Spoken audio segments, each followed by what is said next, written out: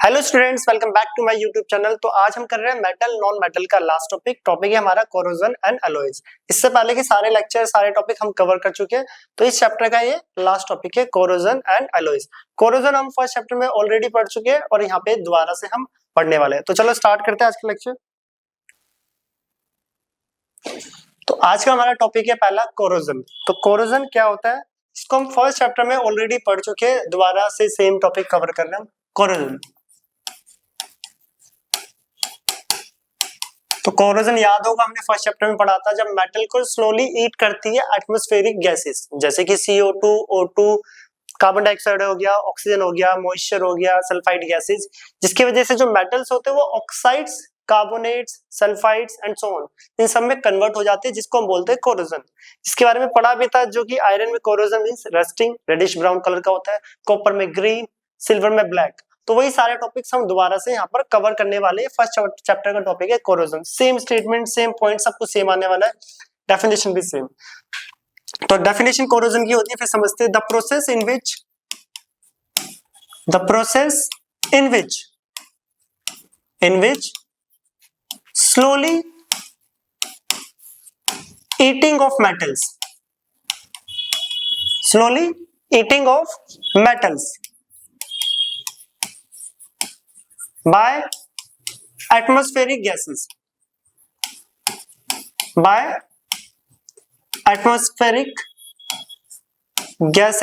such as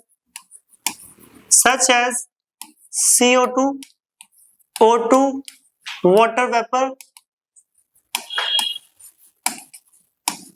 moisture भी बोल सकते हो, वाटर वेपर हो गया, सल्फाइड्स या बोल लो hydrogen sulphides, etc. So metals converted into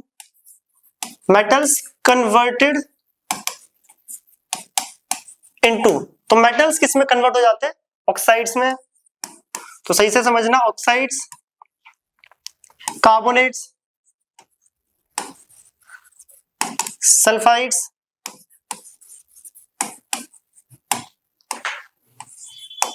etc. is known as corrosion. अब देखो कोरोजन क्या होता है। तो यहां पे लिखा हुआ है the process in which slowly eating off metals, वो प्रोसेस जिसमें मेटल्स को स्लोली ईट करते हैं, देख लो, ईट करा जाता है off metals by atmospheric gases के द्वारा। वो CO2 हो सकता है, ऑक्सीजन हो सकता है, वाटर वेपर हो सकता है, हाइड्रोजन सल्फाइड जैसी गैसेस हो सकती है, ये सब। जिसकी वजह से जो मेटल्स होते हैं वो मेटल्स ऑक्साइड्स, कार्बोनेट्स जैसी फॉर्म में कन्वर्ट हो जाते हैं, और इसी प्रोसेस को हम बोलते हैं कोरोजन। क्या बोला जाता है? कोरोजन। लिखा भी हुआ है, so metal converted into oxides, metal oxides, carbonates, पूरा लिख लेना, metal converted into metal oxides, carbonates, sulphides, etc. This is known as corrosion. तो कोरोजन की डेफिनेशन देखा भी होगा, लोहे में जंग लगना, जिसे हम रस्टिंग, ऐसे कोरोजन ही बोलते हैं। लोहे में जंग लगना, कोरोजन को रस्टिंग भी बोला जाता है। अगर लोहे में जंग लग रहा है तो उसको हम रस्टिंग भी बोलते हैं। अगर आयरन में कोरोजन हो रहा है तो उसको हम रस्टिंग भी बोलते हैं, ठीक है, याद रखना। तो ये तो है इसकी डेफिनेशन। अब आता है कि कोरोजन किस मेटल में किस कलर का लगता है और क्या रिएक्शन होती है, जो कि हम ऑलरेडी चैप्टर फर्स्ट, जो कि केमिकल रिएक्शन इक्वेशन में पढ़ चुके हैं। ये पूरा टॉपिक दोबारा से बस रिवीजन कर रहे हैं। तो देखो, अब वन बाय वन एग्जांपल लेते हैं रिएक्शन के साथ। पहला एग्जांपल आ रहा है iron, corrosion of Fe, iron, जिसको हम रस्टिंग भी बोलते हैं। क्या बोला जाता है? रस्टिंग। अब आयरन में जंग कैसे लगता है, उसकी क्या इक्वेशन है और किस कलर का होता है? वो होता है रेडिश ब्राउन। तो कलर में यहाँ पे चलो रिएक्शन के नीचे लिख दूंगा, आयरन Fe, जो कि आयरन होता है। क्या है? आयरन। जब X मोलिक्यूल ऑफ H2 के साथ रिएक्ट करे, कितने मोलिक्यूल? X का मतलब है कितना मॉइस्चर है, वाटर वेपर कितने प्रेजेंट है, वो रिप्रेजेंट कर रहा है X molecule of water, plus 3/2 molecule of O2 gives 2। तो यहाँ पे बनेगा Fe2O3, बनता है Fe2 O3.X molecule of H2O, ferric oxide, ferric oxide जिसका कलर होता है रेडिश ब्राउन, रेडिश ब्राउन। तो याद रखना कभी भी पूछा जाए रस्टिंग ऑफ आयरन या कोरोजन ऑफ आयरन किस कलर का होता है, रेडिश ब्राउन। रिएक्शन करके दिखाओ तो ये रिएक्शन, जब iron water and O2 X molecule of water and 3/2 molecule of O2, ये 2 से 2 कैंसिल, बच्चे कितने 3, रिएक्शन बैलेंस है तो ये लग गया 2, बैलेंस है पूरी। तो Fe2O3.X molecule of H2O, X का यहाँ पे मतलब क्या है बताया गया है बार बार। X का क्या मतलब है यहाँ पे कि कितना मॉइस्चर है, कितना वाटर वेपर प्रेजेंट है आसपास एटमॉस्फेयर में, ये रिप्रेजेंट करता है X मोलिक्यूल ऑफ H2O को, जो कि नाम है फेरिक ऑक्साइड और कलर है रेडिश ब्राउन। तो लोहे में किस कलर का जंग लगता है, ये रहा रेडिश ब्राउन। तो नोट करें। नेक्स्ट आते हैं हम कॉपर पे। कॉपर बहुत इंपॉर्टेंट है, ग्रीन कलर का उसमें कोरोजन होता है, जंग लगता है, तो इसे नोट करना। नेक्स्ट आ रहा है कॉपर। तो अगला एग्जांपल हम लिख रहे हैं कॉपर का। कॉपर जो कि होता है ग्रीन कलर का जंग, कोरोजन इसमें किस कलर का, ग्रीन। तो जनरली इसकी रिएक्शन पूछी जाती है एग्जाम में, तो रिएक्शन करके बताओ जो ग्रीन कलर का कॉम्प्लेक्स बन रहा है जब कॉपर मॉइस्चर के साथ रिएक्ट करता है तो उसकी रिएक्शन क्या है। देखो जब copper Cu, copper metal moisture के साथ रिएक्ट करता है CO2 O2 एंड H2O, जब ये मॉइस्चर के साथ रिएक्ट करेगा या मॉइस्चर के कॉन्ट्रैक्ट में रहेगा लॉन्ग टाइम तक, तो ये किस में कन्वर्ट हो जाता है, basic copper carbonate CuCO3 dot CuOH twice, इसको बोलते हैं हम बेसिक कॉपर कार्बोनेट। और यही होता है ग्रीन कलर का। किस कलर का होता है, इसकी कलर की अगर मैं बात करूं तो कलर होता है इसका ग्रीन। तो कॉपर की रिएक्शन भी कंप्लीट होगी, तो याद रखना वो ग्रीन कलर का कंपाउंड क्या है, basic copper carbonate CuCO3 dot CuOH twice, जो कि किस कलर का है, green, basic copper carbonate. Next जो कि एग्जाम में पूछा जाता है क्लास 10th में सिल्वर का, इन तीनों का ही पूछा जाता है सिल्वर। तो सिल्वर देखना, सिल्वर किस कलर का जंग होता है, ब्लैक, किसका, ब्लैक। कैसे, तो ये रहा सिल्वर मेटल, जब ये सिल्वर है Ag क्या होता है, सिल्वर। सिल्वर जब H2S गैस के साथ रिएक्ट करता है इसको बोलते हैं हम हाइड्रोजन सल्फाइड। क्या बोला जाता है, हाइड्रोजन सल्फाइड। ये हाइड्रोजन सल्फाइड जिसकी स्मेल भी पूछी जाती है, रोटन एग स्मेल होती है, याद रखना हायर क्लासेस में पूछा जाएगा। रोटन एग स्मेल, सड़े हुए अंडे की तरह, ठीक है, रोटन एग स्मेल, सड़े हुए अंडे की तरह इसकी क्या होती है, स्मेल होती है। जब सिल्वर हाइड्रोजन सल्फाइड से रिएक्ट करेगा, एटमॉस्फेयर में हाइड्रोजन सल्फाइड भी होती है, जैसे कि कहीं पे कोई चीजें सड़ रही हो, एग सड़ रहा हो, या फिर जो नाले गटर होते हैं उनसे भी हाइड्रोजन सल्फाइड्स, कुछ सल्फाइड्स गैसेस रिलीज होती है। सिल्वर उन सल्फाइड गैसेस के साथ रिएक्ट करके, फॉर एग्जांपल हाइड्रोजन सल्फाइड, तो क्या बनता है, Ag2S, Ag2S, और डाई हाइड्रोजन गैस रिलीज हो जाती है, जो कि बैलेंस है रिएक्शन, तो रिएक्शन हो गई बैलेंस। इसको बोलेंगे सिल्वर सल्फाइड। और ये सिल्वर सल्फाइड यही होता है ब्लैक कलर का। तो चांदी जो ब्लैक कलर की हो जाती है वो किसकी वजह से होती है, सल्फाइड्स, इसको बोलते हैं सिल्वर सल्फाइड्स। अगर आपके घर में चांदी अगर वो ब्लैक कलर की हो रही है तो वो सिल्वर सल्फाइड बन चुका है, जो ब्लैक कंपोनेंट ऊपर दिख रहा है। तो ये था कॉपर के लिए रिएक्शन, और ये है सिल्वर जो कि ब्लैक कलर का, कॉपर ग्रीन और सिल्वर ब्लैक। तो इसे नोट करें, हम आते नेक्स्ट। तो ये तीन कलर्स पूछे जाते हैं जनरली, किस किसका, iron reddish brown and copper green and silver black. तो अब हम पढ़ते, इसको नोट करें, नेक्स्ट टॉपिक आ रहा है हमारा, इसको नोट कर लेना, इंपॉर्टेंट है रिएक्शन बहुत। Method of prevention of corrosion. अब कोरोजन को कैसे रोका जाए, methods of prevention of corrosion, method of prevention of corrosion. अब कोरोजन को कैसा रोका जाए, पहला देखो बेसिक से मेथड है जो कि हम फर्स्ट चैप्टर में पढ़ के आ चुके हैं। पहला होता है पेंटिंग, मेटल्स पे पेंट करके सबको पता है बेसिक पॉइंट है, घरों में यूज होता है पेंटिंग। सेकंड आता है ऑयलिंग, ऑयलिंग करके ऑयल लगा के कोरोजन से बचाया जा सकता है, या फिर ग्रीसिंग, ग्रीसिंग करके। ये तो सब एकदम बेसिक पॉइंट है, पेंटिंग, ऑयलिंग और ग्रीसिंग से हम क्या मेटल्स को कोरोजन से प्रोटेक्ट कर सकते हैं। कौन कौन सा मेथड है? Painting, oiling and greasing. अब आ रहा है यहाँ पर अगला गैल्वेनाइजेशन, फोर्थ आ रहा है यहाँ पे गैल्वेनाइजेशन। यहाँ पे करते हैं गैल्वेनाइजेशन, इंपॉर्टेंट है, ये भी एग्जाम में पूछा जाता है। इस सब फर्स्ट चैप्टर में पढ़ चुके हम, कोरोजन टॉपिक में दोबारा से बस प्रैक्टिस कर रहे हैं, या बोल सकते हैं रिवीजन कर रहे हैं। तो गैल्वेनाइजेशन क्या होता है? गैल्वेनाइजेशन क्या होता है? आयरन के आर्टिकल्स के ऊपर जिंक की लेयर चढ़ाना, जिंक लेयर ऑन आयरन। घर पे जो फ्राइंग पैन होते हैं उसके ऊपर ब्लैक कलर की लेयर चढ़ी होती है, ब्लैक कलर के होते हैं कुछ बर्तन जो होते हैं किचन में, फ्राइंग पैन फॉर एग्जांपल, तो उसको वो जो ब्लैक कंपोनेंट की जो ब्लैक लेयर चढ़ी है वो जिंक की होती है। किसकी? जिंक। जिंक की लेयर चढ़ाना किसके ऊपर? आयरन के बर्तनों पे, तो उसको बोला जाता है गैल्वेनाइजेशन। क्या बोला जाता है? गैल्वेनाइजेशन। तो याद रखना है जिंक लेयर ऑन आयरन। जैसे देखा होगा घर में जो फ्राइंग पैन होते हैं, ठीक है, उस यहाँ पे ब्लैक कलर की लेयर चढ़ी होती है, वो जिंक की लेयर चढ़ाई जाती है। अब यहाँ पे एक क्वेश्चन आता है बहुत इंपॉर्टेंट, यहाँ पर ये तो पता चल गया कि गैल्वेनाइजेशन होता है क्या है, zinc layer on iron. Zinc layer on iron क्यों लगाया जाता है और इसका यूज क्या है और क्या रोल है, देख लो।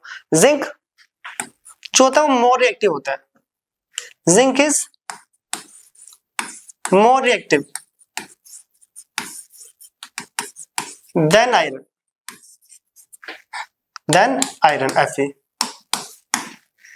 जिंक ज्यादा रिएक्टिव होता है आयरन से, रिएक्टिविटी सीरीज में भी पढ़ा होगा, जिंक पहले आता है, आयरन उसके नीचे आता है। जिंक ज्यादा रिएक्टिव होने के बाद भी जिंक की लेयर क्यों चढ़ाई जा रही है?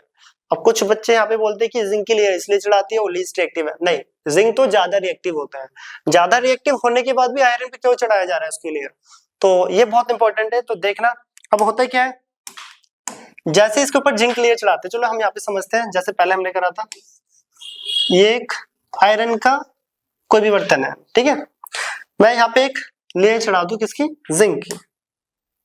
ये चढ़ा दी मैंने जिंक की एक लेयर, क्या चढ़ा दी इसके ऊपर? Zinc layer. जो ये है ये जिंक है,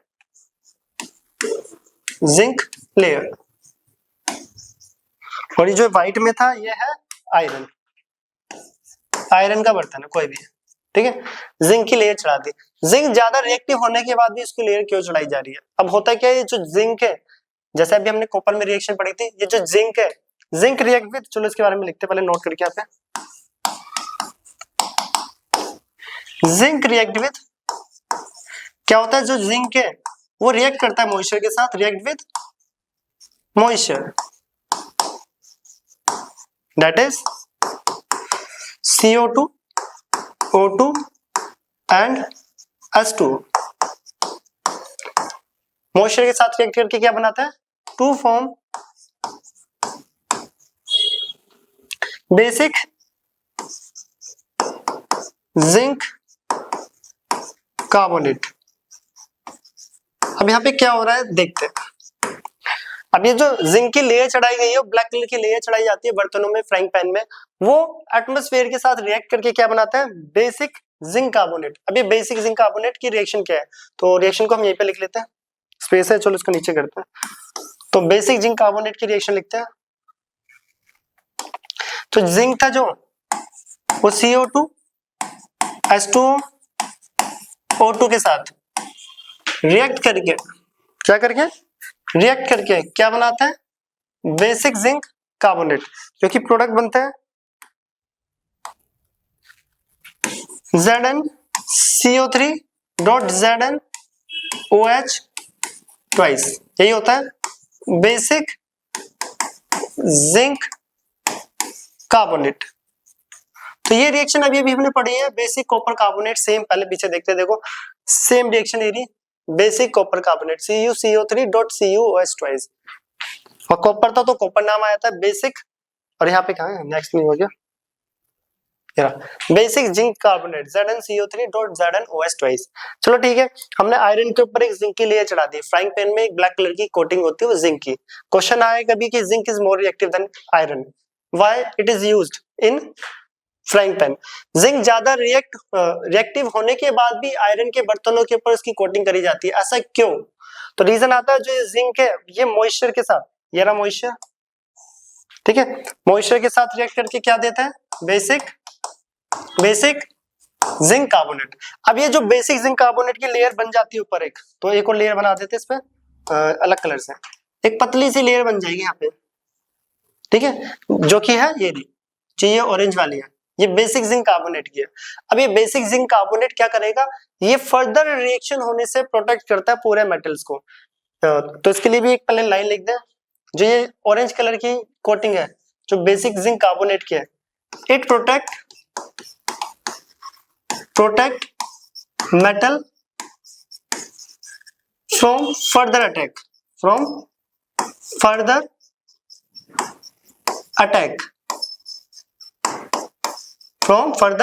तो बहुत इंपॉर्टेंट लाइन याद रखना। एक लोहे का बर्तन है जिसके ऊपर जिंक की लेयर चढ़ाते हैं, उस प्रोसेस को बोलते हैं गैल्वेनाइजेशन। क्या बोला जाता है, गैल्वेनाइजेशन। अगला क्वेश्चन, जिंक ज्यादा रिएक्टिव होने के बाद भी क्यों चढ़ाया जा रहा है, तो बताओगे वो जिंक मॉइस्चर के साथ रिएक्ट करके एक बेसिक कॉपर कार्बोनेट की लेयर बनाता है। ये जो बेसिक कॉपर कार्बोनेट है उस मेटल को फर्दर कोरोजन या फर्दर अटैक से प्रोटेक्ट करता है, ये फंक्शन होता है। जो हमने जिंक लगाया है, जिंक ज्यादा रिएक्टिव है, ठीक है, वो मॉइस्चर के साथ रिएक्ट कर जाएगा और एक लेयर बना देगा, एक थिन सी पतली सी लेयर, थिन लेयर, जो कि होगा बेसिक जिंक कार्बोनेट। वो जो पतली सी लेयर है क्या करेगी, उस मेटल को फर्दर अटैक, फर्दर कोरोजन से प्रोटेक्ट करती है, इसीलिए जिंक की लेयर चढ़ाई जाती है, इसीलिए जिंक की लेयर चढ़ाई जाती है। तो याद रखना, कभी भी पूछा जाए कि जिंक ज्यादा रिएक्टिव होने के बाद भी क्यों उसकी लेयर चढ़ाई जा रही है आयरन के ऊपर, तो वो कैसे प्रोटेक्ट कर रहा है, वो तो ज्यादा रिएक्टिव है, तो प्रोटेक्ट वो ऐसे कर रहा है, बेसिक जिंक कार्बोनेट बना है और वो जो लेयर है वो मेटल को फर्दर कोरोजन से प्रोटेक्ट करती है। तो नोट कर लेना, ये बहुत इंपॉर्टेंट है, बहुत ज्यादा इंपॉर्टेंट, जो कि फर्स्ट चैप्टर में हम ऑलरेडी कर चुके हैं पहले भी, बस रिवीजन चल रहा है एक तरह से, कि सेम टॉपिक पीछे भी कवर करा है। तो इसे नोट करना, हम आते हैं नेक्स्ट टॉपिक पे, ठीक है। पहला था पेंटिंग, फिर ऑयलिंग, ग्रीसिंग, गैल्वेनाइजेशन। अगला आ रहा है एनोडाइजिंग, कुछ ऐसा ही है वो भी। Next fifth, anodising.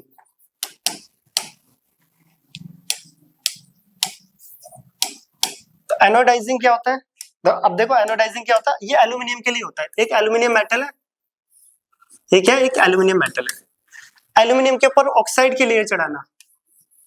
ये जो लेयर है किसकी है, ऑक्साइड्स की, इसको बोलेंगे Al2O3। और एल्यूमिनियम के ऊपर ऑक्साइड की लेयर चढ़ाना एनोडाइजिंग कहलाता है। एल्यूमिनियम के ऊपर ऑक्साइड्स की लेयर चढ़ाना एनोडाइजिंग कहलाता है। अब एनोडाइजिंग क्यों करा जाता है, ऑक्साइड लगना तो एक तरह से कोरोजन होता है, तो हम खुद से इसके ऊपर कोरोजन, मतलब इसको कोरोजन के कांटेक्ट में ला रहे हैं, इसके ऊपर ऑक्साइड की लेयर क्यों चढ़ा रहे हैं। अब ये जो ऑक्साइड की लेयर ऊपर चढ़ी है, ये इस मेटल को फर्दर कोरोजन से प्रोटेक्ट करती है, इसलिए एक थिन लेयर हम खुद से ही चढ़ा देते हैं। तो this oxide layer, this oxide layer protect aluminium, जो अभी पीछे बढ़ के ऐसे, फ्रॉम फर्दर अटैक। तो इसलिए देखा होगा आपने भी, एल्यूमिनियम भी रिएक्टिविटी सीरीज में काफी टॉप पर आता है। तो मोर रिएक्टिव होने के बाद भी एल्यूमिनियम में जंग क्यों नहीं लगता है। घर में जो एल्यूमिनियम के जो भी बर्तन होगा या कहीं पे भी एल्यूमिनियम यूज हुआ है, तो उसमें जंग नहीं लगता, कोरोजन नहीं हो पाता। क्यों, क्योंकि कंपनी उसे पहले ही एनोडाइजिंग करके भेजती है। एनोडाइजिंग मतलब ऑक्साइड की लेयर चढ़ाना किसके ऊपर, एल्यूमिनियम मेटल पे, वो एनोडाइजिंग होता है। अब वो ऑक्साइड की लेयर कर क्या रहा है, वो ऑक्साइड की लेयर प्रोटेक्ट कर रहा है एल्यूमिनियम को फर्दर अटैक या फर्दर कोरोजन बोल सकते हो, ठीक है, फर्दर कोरोजन। जैसे कि अभी पीछे देखा था, zinc carbonate, basic zinc carbonate की जो लेयर थी वो आयरन को प्रोटेक्ट कर रहा है, किससे, या जिंक को प्रोटेक्ट कर रहा है फर्दर किससे, कोरोजन से, जो भी वो मेटल है उससे प्रोटेक्ट कर रहा है। सिमिलरली एल्यूमिनियम में भी यही होता है, जो ये ऑक्साइड की लेयर है ये प्रोटेक्ट कर रही है एल्यूमिनियम को फर्दर अटैक। तो एल्यूमिनियम मार्केट में मैक्सिमम जहां पे भी यूज होता है ज्यादातर वो एनोडाइजिंग करके ही मिलता है। घर में बर्तन भी होंगे एल्यूमिनियम के, तो उनमें जंग नहीं लगता, और ना ही वो रिएक्ट करते हैं ज्यादा रिएक्टिव होने के बाद भी। क्यों? क्योंकि वो पहले से ही एनोडाइजिंग करके दिए हुए हैं। तो ये होता है एनोडाइजिंग। कभी पूछा जाए कि कौन सा मेटल है जिसमें कोरोजन लगने के भी फायदे हैं, होने के भी, तो आप एल्यूमिनियम का एग्जांपल देना। एल्यूमिनियम में अगर ऑक्साइड की लेयर चढ़ना, ये तो कोरोजन होता है। उसके बेनिफिट क्या है? वो फर्दर कोरोजन से प्रोटेक्ट करता है मेटल्स को। तो याद रखना इंपॉर्टेंट है। ये फिफ्थ था। अब अगला आ रहा है जो लास्ट है, इलेक्ट्रोप्लेटिंग। बिल्कुल बेसिक्स है।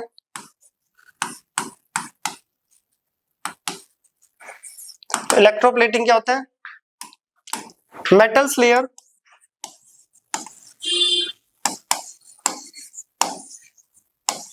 On other metal.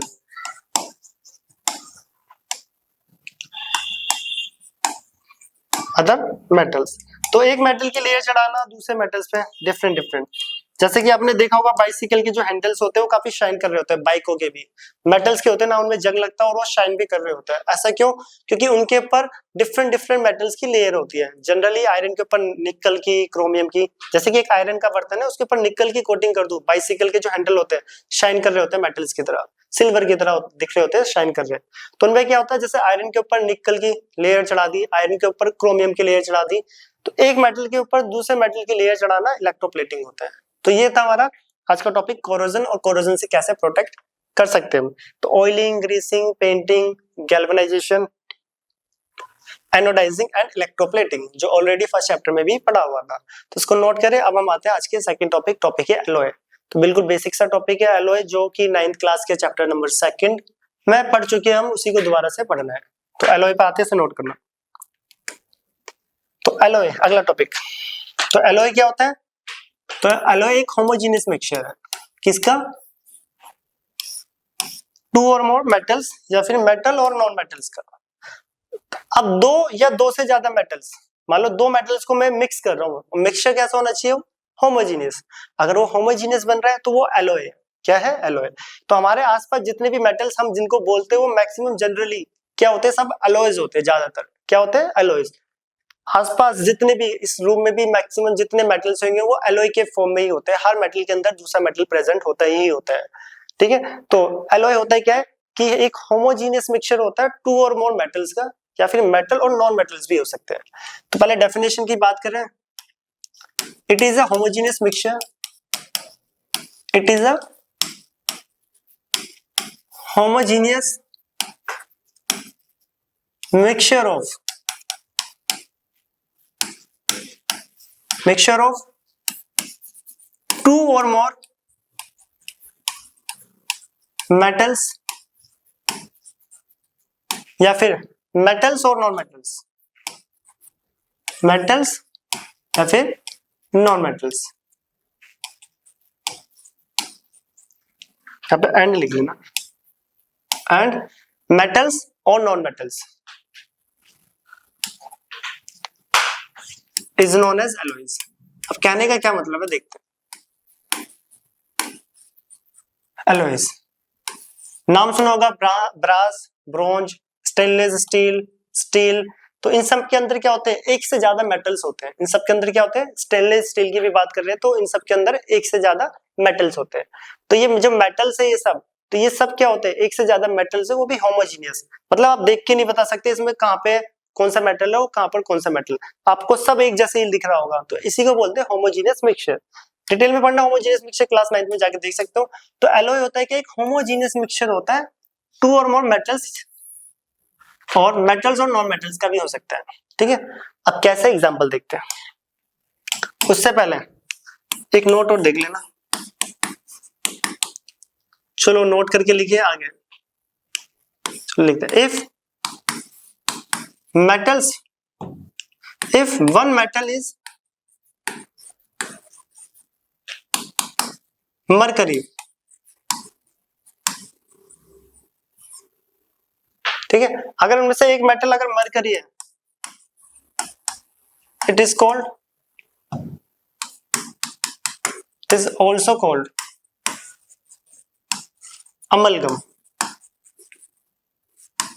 अगर एलॉय में कोई एक भी मेटल अगर मरकरी हो जाए तो उस एलॉय को हम अमलगम भी कह सकते हैं, कह सकते नहीं कहते भी है, ठीक है। एलॉय तो रहेगा बट उस एलॉय का अपना नाम है, क्या नाम है, अमलगम। अगर if one metal is mercury, अगर जैसे मान लो दो या दो से ज्यादा मेटल है, उनमें से एक मेटल अगर मरकरी हो जाए तो उस एलॉय का अपना एक नाम होता है जिसको बोलते हैं अमलगम। क्या बोला जाता है, अमलगम। तो इसके एग्जांपल्स पे आते हैं वन बाय वन। पहले इसके टाइप्स देखते हैं। 3 टाइप्स के एलॉय होते हैं, 3 टाइप्स ऑफ एलॉयज की बात करें तो 3 टाइप्स के हैं। तो यहाँ पे फ्लो चार्ट बना लेते हैं। पहला होता है फेरस एलॉय,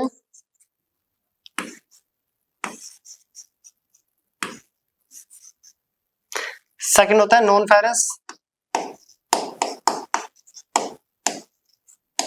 फेरस, एलॉयज, और थर्ड अमलगम। थर्ड क्या होता है, अमलगम। तो नाम से पता चल रहा है ferrous non ferrous. Ferrous alloy वो होते हैं जिन एलॉय के अंदर क्या हो, एक मेटल क्या हो, आयरन हो, क्या हो, आयरन, उनको फेरस एलॉय बोलते हैं। जिसमें आयरन ना हो उन्हें नॉन फेरस। अमलगम अभी बता दिया, जिसमें कम से कम एक मरकरी हो उसे बोलते हैं अमलगम। तो इसको नोट करें। अब हम एक एक करके तीनों के बारे में देखते हैं। तो पहला देखो फेरस था, फेरस एलॉय। तो फेरस एलॉय कौन से होते हैं, तो अभी बताया था जिसमें एक आयरन हो। तो देखो alloy contain Fe atom, Fe metal बोल लो या फिर Fe metal is called ferrous alloy. जिस एलॉय के अंदर आयरन होता है उसे फेरस बोलते हैं। एग्जांपल के लिए स्टेनलेस स्टील,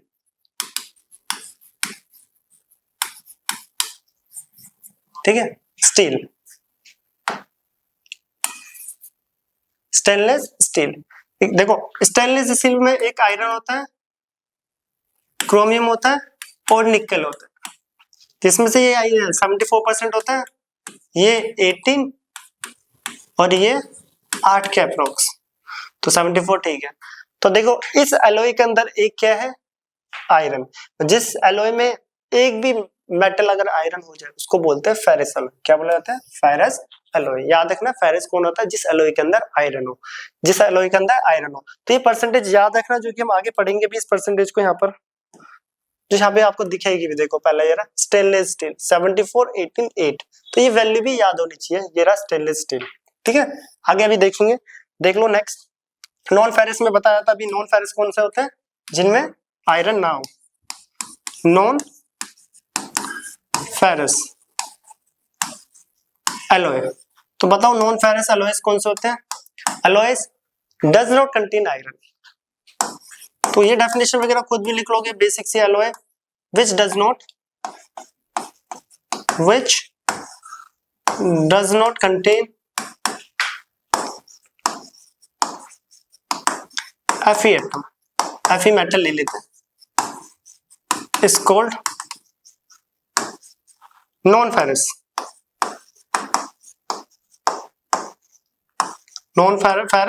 alloys। एग्जाम्पल के लिए यहाँ पे इंपॉर्टेंट है, तो एग्जाम्पल इसके चलो यहीं पे लिख देते हैं। ब्रास, ब्रॉन्ज, अलग अलग है ये दोनों।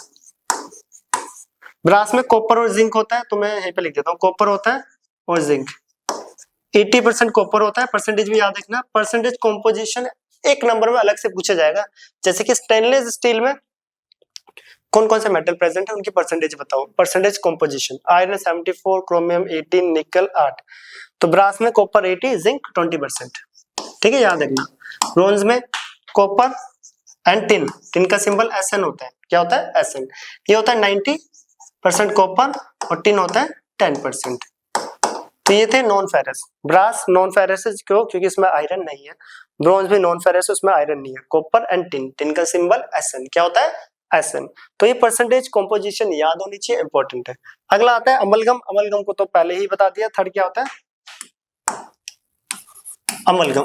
तो अभी अभी पीछे लिख लिया था हमने नोट करके। alloy contain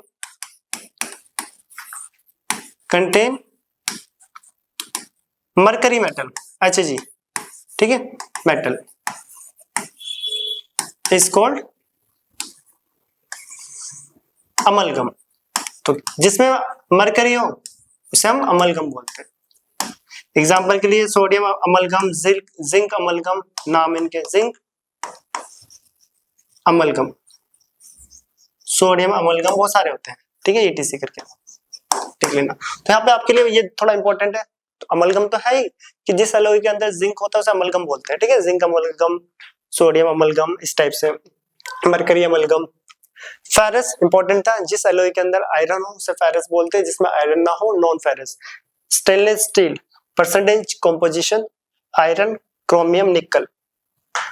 तो 74 18 सॉरी 18 8।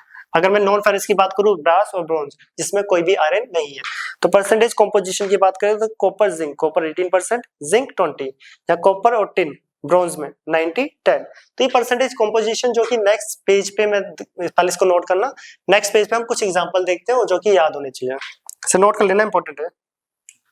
तो अब कुछ परसेंटेज कंपोजिशन, उसके प्रॉपर्टीज और यूजेस दे रखी है टेबल में, जो कि याद कर लेना, नोट कर लेना, अपने नोट्स में लिख लेना। जैसे कि स्टील में क्या होता है, आयरन होता है 99.95% और कार्बन होता है 0.05। स्टील हार्ड होती है, टफ होती है, स्ट्रॉन्ग। फिर आता है स्टेनलेस स्टील, आयरन, क्रोमियम, निकल, जो कि अभी पीछे पड़ा है, हार्ड होती है, डज नॉट रस्ट, ठीक है, उनके यूजेस दे रखे हैं। ब्रास, ये रहा जो अभी लिखा था, copper zinc, bronze, copper tin जिसका सिंबल SN होता है। फिर और भी दे रखा है, जर्मन सिल्वर, ठीक है, मैग्नीशियम, एल्यूमिनियम, ब्रोंज, शोल्डर, ये शोल्डर वो वाला शोल्डरिंग है, जब मान लो टीवी की प्लेट जो होती है मदरबोर्ड टाइप, उसमें जब टाके लगवाने जाते हो तो एक मेटल होता है जो तुरंत मेल्ट कर जाता है, वही होता है शोल्डर, ठीक है, उसमें लेड और टिन होता है 50-50%। तो इस टाइप से ये कुछ अलॉयज उसके क्या दे रखे, यूजेस, परसेंटेज कंपोजिशन, किस किस मेटल से मिलके बने हुए हैं। तो ये था हमारा अलॉय और चैप्टर का लास्ट टॉपिक, यहाँ पे फिनिश हो गया, इसको नोट कर लेना अपने नोट्स में। हाँ, चैप्टर खत्म करते करते अब यहाँ पे ये भी बता दूं, जो गोल्ड होता है, गोल्ड जो देखो, जो 24 कैरेट गोल्ड होता है वो मेलेबल और डक्टाइल होता है, पढ़ के आए पूरे चैप्टर में, क्या होता है, मेलेबल और डक्टाइल। तो जनरली जो इंडिया में ज्वेलरी मिलती है वो 22 कैरेट में मिलती है, 22 कैरेट। अब 22 कैरेट में 22 पार्ट्स, तो क्या होता है, गोल्ड का। और जो दो पार्ट होते हैं वो किसके होते हैं, 2 पार्ट्स, क्योंकि सिल्वर होता है या फिर कुछ लोग कॉपर भी डालते हैं। तो याद रखना, जो ज्वेलरी होती है, देखो जो प्योर गोल्ड होता है वो मेलेबल और डक्टाइल होता है, पूरे चैप्टर में पढ़ के आए, स्ट्रेच हो जाता है, उससे ज्वेलरी बन नहीं सकती। अब गोल्ड को हार्ड बनाने के लिए उसमें सिल्वर या फिर कॉपर को ऐड करा जाता है। अब देखो, गोल्ड में सिल्वर या कॉपर ऐड करा जा रहा है, और ऐड करने के बाद पूरे गोल्ड की जो ज्वेलरी में बता नहीं सकते कहाँ पे सिल्वर ऐड है और कहाँ पे कॉपर। तो वो एक होमोजीनियस मिक्सचर है, और होमोजीनियस मिक्सचर बन गया 2 और मोर मेटल्स का, तो जो ज्वेलरी है जिस मेटल की बनी है, मतलब गोल्ड की बनी हुई है, वो 100% गोल्ड नहीं है, उसके अंदर दूसरे मेटल्स भी प्रेजेंट होते हैं उसको हार्ड बनाने के लिए। तो कहने का मतलब है वो भी एक एलॉय ही है। जो ज्वेलरी पहनते लोग वो क्या है, एलॉय ही होता है। क्या होता है, एक एलॉय। तो याद रखना, प्योर गोल्ड मेलेबल डक्टाइल होता है, उसमें सिल्वर या कॉपर ऐड करा जाता है हार्ड करने के लिए। तो ये याद रखना इंपॉर्टेंट बेसिक्स है, तो गोल्ड वाला भी कभी पूछा जाए तो याद रखना, तो इसे नोट कर लो। तो यहाँ पे हमारा चैप्टर हो चुका है कंप्लीट। इसके बाद हम मिलेंगे इसी चैप्टर के ऑब्जेक्टिव एंड सब्जेक्टिव क्वेश्चंस के जो लेक्चर्स है वो डालेंगे, एंड देन इसको नोट करें अपने नोट्स में। मिलते हैं नेक्स्ट वीडियो में नेक्स्ट टॉपिक के साथ, इसे नोट करें।